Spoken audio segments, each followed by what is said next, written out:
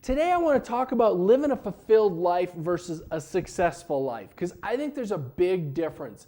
Lots of people measure success through, do I have the toys? Do I have the retirement plan? Do I have the second home? Do I have the 401k? Do I have those monetary things that we generally look at and call success? Now the challenge is, in my mind, is there's a big difference between fulfillment and success. Because I know a lot of people who have the sports car, who have the second home, who are living a double life and are miserable. And it's really sad to see those people in those circumstances. And so what I want to chat about is what defines success, what defines fulfillment, and how do those two things compare and contrast? And how can you have both? Because I think the real key to life is, how do you live a fulfilled life? Because I personally think you could make half the money but have massive fulfillment, have massive amounts of love around you, in your family, in your relationships, in your workplace. And I think it'd be worth it. I really do. And I'm sure there's somebody who's sitting there right now rolling their eyes going, nah, I'd rather have the cash. But that's the person who's in denial, who's not really happy. You know, those dark places are somewhere that as terrible as they feel in the moment, there's so much growth that can come out of those. Because out of those comes massive amounts of reinvention. When you have a dream, protect it from everybody and anybody who tells you you can't. Because there will be people who did that, because I had people who did it. I had a dream to do something bigger to an entire industry, to change it, to completely flip it on its head and modify it. And went and invested tons of money in a studio like this, which all these cool things don't really exist. But in a studio like this, so I could provide content to you to help inspire you to change your people, your employees if I'm talking to the doctor, your patients if I'm talking to the whole team. How many times have I heard stories about patients who walk in? I love the story out of Dr. Eric Ballou's office. You know, had a 66-year-old woman walk in, fixed income, can't afford dentistry. He's offering her, at first I think he was going to offer her some other solution, and we suggested that he go big, offer her the best. And you know what she did?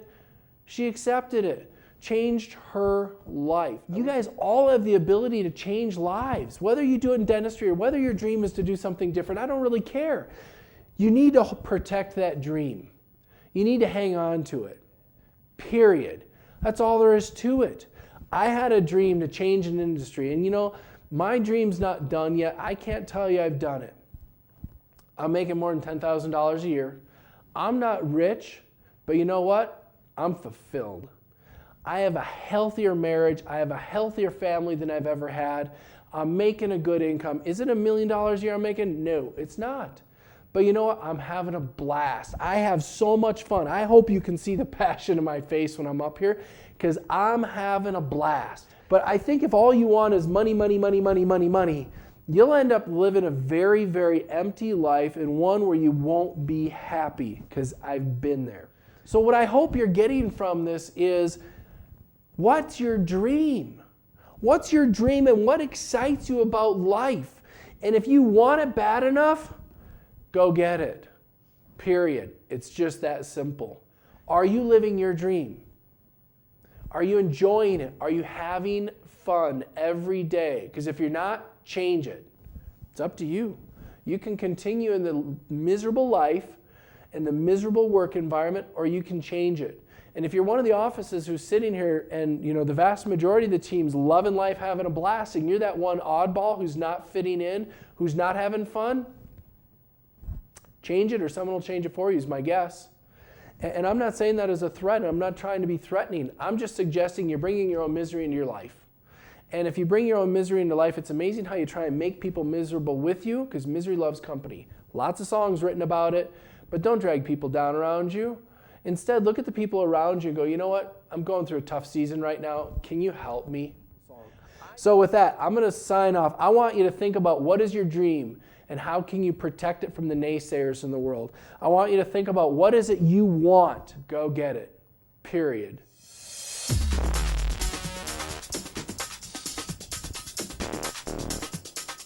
What if you could have the practice of your dreams?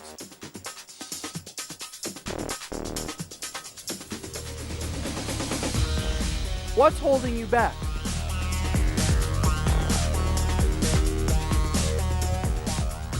Imagine a life where you have everything you ever wanted.